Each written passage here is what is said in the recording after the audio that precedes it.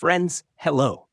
Have you ever wondered what a Rolls-Royce would look like if it was designed by a modernist artist drinking champagne somewhere on the Côte d'Azur?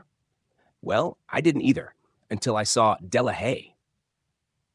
These cars are like someone tried to turn the feeling of chic into metal. These are not just cars.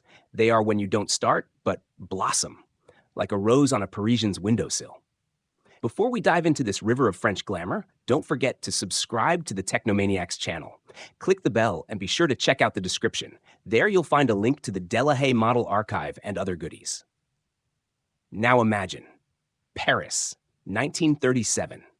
People in tuxedos, women with feathers in their hair, and a Delahaye 135 quietly purring through the streets, a masterpiece on wheels.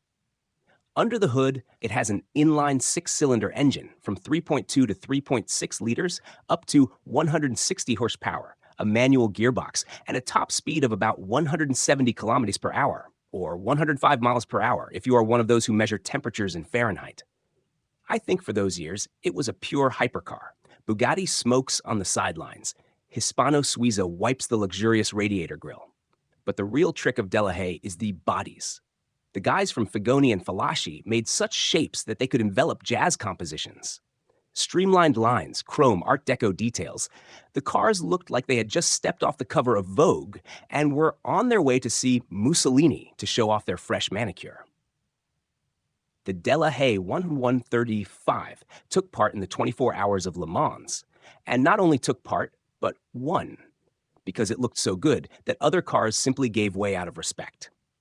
After the war, of course, everything became boring. They tried to stay afloat with the 175, 178, and 180 Contley models, already with 4.5-liter engines with 170 horses, hand assembly, and even electric windows. Electric windows, Carl, in the 40s. But alas, the world had changed. People wanted a reliable Citroën, not a hand-sculpted car on the move. In 1954, Delahaye teamed up with Hotchkiss and quietly faded into history as the last romantic at the party of post-war pragmatism. Today, Delahaye is a ghost of an era when cars weren't just machines, but real personalities.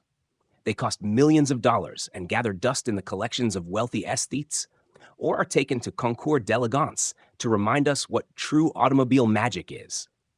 I believe that if cars could talk, Delahaye wouldn't roar. It would sing chanson with an accordion. And believe me, you would listen to it with a glass of wine and goosebumps.